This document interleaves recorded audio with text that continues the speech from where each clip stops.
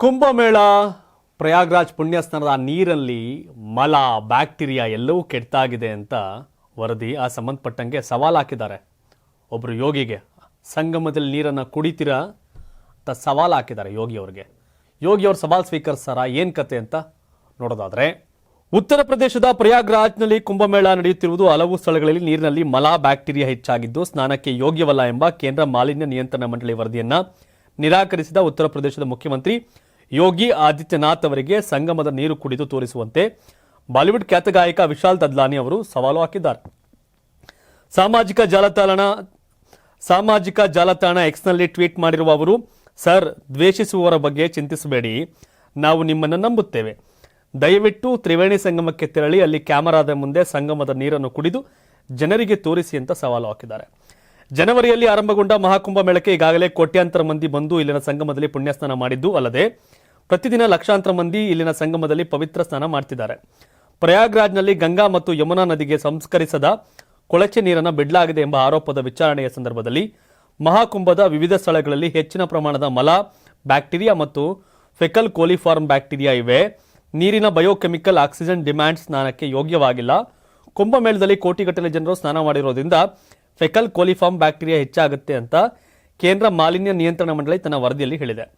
ಜನವರಿ 12ರಿಂದ ಮತ್ತು 13ರಂದು ನಡೆದ ನೀರಿನ ಗುಣಮಟ್ಟದ ಮೇಲ್ವಿಚಾರಣೆಯ ಫಲಿತಾಂಶಗಳು ಈ ನೀರು ಕುಡಿಯುವುದಕ್ಕಾಗಲಿ ಸ್ನಾನ ಮಾಡೋದಕ್ಕಾಗಲಿ ಯೋಗ್ಯವಾಗಿಲ್ಲ ಎಂದು ಕೇಂದ್ರ ಮಾಲಿನ್ಯ ನಿಯಂತ್ರಣ ಮಂಡಳಿ ಎನ್ಜಿಟಿಗೆ ವರದಿ ಸಲ್ಲಿಸಿದೆ. ಈ ವರದಿಯನ್ನ ಯೋಗಿ ಆದಿತ್ಯನಾಥ್ ಅವರು ನಿರಾಕರಿಸಿದ್ದಾರೆ. ಪ್ರಯಾಗ್ರಾಜ್ನ ಸಂಗಮದಲ್ಲಿನ ನೀರು ಕುಡಿಯಲು ಯೋಗ್ಯವಾಗಿದೆ ಅಂತ ಹೇಳಿದ್ದಾರೆ. ಭಕ್ತಿ ಭಾವ ಒಂದು ಕಡೆಯಾದರೆ ಆ ಒಂದು ಸಂಗಮದಲ್ಲಿ ಪುಣ್ಯ ಸ್ಥಾನದಲ್ಲಿ ನೀರು ಕುಡಿಯೋಕೆ ಯೋಗ್ಯ ಅಲ್ಲ, ಸ್ನಾನಕ್ಕೂ ಯೋಗ್ಯ ಅಲ್ಲ ಅನ್ನೋದು ಕೇಂದ್ರ ಪರಿಸರ ನಿಯಂತ್ರಣ ಮಂಡಳಿ ಏನು ಬರುತ್ತಲ್ಲ, ಮಾಲಿನ್ಯ ನಿಯಂತ್ರಣ ಮಂಡಳಿ, ಅದರ ವರದಿ. ಎಷ್ಟೋ ದೇವಸ್ಥಾನ ಪ್ರಸಾದ ತಿಂದು ಸತ್ತಂಥ ಉದಾಹರಣೆಗಳಿದೆ, ನಮ್ಮ ರಾಜ್ಯದಲ್ಲೇ ಘಟನೆಗಳಾಗಿದೆ. ಸೊ ಹಾಗಾಗಿ ಆ ನೀರು ಕುಡಿಯೋಕೆ ಯೋಗ್ಯ ಅಲ್ಲ, ಸ್ನಾನಕ್ಕೆ ಯೋಗ್ಯ ಅಲ್ಲ ಅಂತ ಮಾಲಿನ್ಯ ನಿಯಂತ್ರಣ ಮಂಡಳಿಯೇ ವರದಿ ಕೊಟ್ಟಿದೆ. ಆದರೆ ಯೋಗಿ ಇಲ್ಲ ಅಂತಿದ್ದಾರೆ. ಅದಕ್ಕೆ ಸವಾಲು ಹಾಕಿದ್ದಾರೆ, ಕುಡೀರಿ ಹಂಗಾರೆ ನೀರನ್ನ, ನಾವು ನಿಮ್ಮ ಮಾತನ್ನು ನಂಬ್ತೀವಿ ಅಂತ.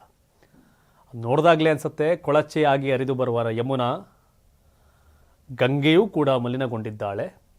ಕುಡಿಯೋಕೆ ಯೋಗ್ಯ ಅಲ್ಲ ಅಂದರೆ ಯೋಗ್ಯ ಅಲ್ಲ ಅಂತ ಒಪ್ಕೋಬೇಕು. ಹೌದು, ಗಲೀಜಾಗಿದೆ, ಜನ ಜಾಸ್ತಿ ಸ್ನಾನ ಮಾಡಿದ್ದಾರೆ ಅಂತ. ಇಲ್ಲ, ಈಗಲೂ ಆ ನೀರನ್ನು ಕುಡಿದ್ರೆ ಪುಣ್ಯ ಬರುತ್ತೆ ಅಂದರೆ ತಪ್ಪು. ನೀರಲ್ಲಿ ಮಿಂದೆದ್ದರೆ ಭಾವನೆಗಳ ಪ್ರಕಾರ ಶುದ್ಧವಾಗಿದೆ, ವೈಜ್ಞಾನಿಕವಾಗಿ ಹಾಳಾಗಿದೆ. ವೈಜ್ಞಾನಿಕವಾಗಿ ನೋಡೋದಾದರೆ ಗಂಗೆ, ಯಮುನೆ, ಆ ನದಿ ಹಾಳಾಗಿದೆ. ಮಾಲಿನ್ಯ ನಿಯಂತ್ರಣ ಮಂಡಳಿ ವರದಿಯನ್ನು ಕೊಟ್ಟಿದೆ, ಒಪ್ಪಬೇಕು. ಭಾವನಾತ್ಮಕವಾಗಿ ಮಿಂದೆದ್ದರೆ ಪುಣ್ಯ ಬರುತ್ತೆ, ಭಾವನೆ ಧಕ್ಕೆ ಆಗಬಾರ್ದು. ಆದರೆ ವೈಜ್ಞಾನಿಕವಾಗಿ ಅಪವಿತ್ರವಾಗಿದೆ, ಅಪವಿತ್ರ ಅನ್ನಂಗಿಲ್ಲ, ಹಾಳಾಗಿದೆ, ಯೋಗ್ಯ ಅಲ್ಲ, ಒಪ್ಪಲೇಬೇಕಾಗತ್ತೆ. ಬಟ್ ಗಂಗೆಯಲ್ಲಿ ಮಿಂದೆದ್ದರೆ ಪುಣ್ಯ ಬರುತ್ತೆ, ಇತಿಹಾಸ ನಂಬಿಕೆ ಒಪ್ತೀವಿ. ಆದರೆ ಕುಡಿದ್ರೆ ಏನೂ ಆಗಲ್ಲ, ನೀರು ಹಾಳಾಗಿಲ್ಲ ಅನ್ನೋ ರಿಪೋರ್ಟನ್ನು, ವಾದವನ್ನು ಒಪ್ಪೋಕ್ಕೆ ಸಾಧ್ಯ ಇಲ್ಲ ಈ ವಿಷಯದಲ್ಲಿ. 84ರಿಂದ 50 kg ಬಂದೆ, ಆಮೇಲೂ ಸಣ್ಣಗೆ ಫಿಟ್ ಆಗಿದ್ದೀನಿ. ಅದಕ್ಕೆ ನಾನು ಯೂಸ್ ಮಾಡ್ತಾ ಇರೋದು ಜೀನಿ ಸ್ಲಿಮ್. ಸಣ್ಣ ಆಗೋಕ್ಕೆ ಜೀನಿ ಸ್ಲಿಮ್ ಯೂಸ್ ಮಾಡಿದೆ, ಹೆಲ್ದಿನೂ ಅದೇ. ನೀವು ಸಣ್ಣ ಆಗಬೇಕಾ, ಹೆಲ್ದಿ ಆಗಬೇಕಾ? ಹಾಗಿದ್ರೆ ಜೀನಿ ಸ್ಲಿಮ್ ಯೂಸ್ ಮಾಡಿ. ಸಣ್ಣ ಆಗೋದಕ್ಕೆ ಯಾವುದೋ ಪ್ರಾಡಕ್ಟ್ ಹೇಳ್ತಾ ಇದ್ದಾಳೆ, ಏನಾದರೂ ಸೈಡ್ ಎಫೆಕ್ಟ್ಸ್ ಇದೆ ಅಂತ ಯೋಚನೆ ಮಾಡ್ತಾ ಇದ್ದೀರಾ?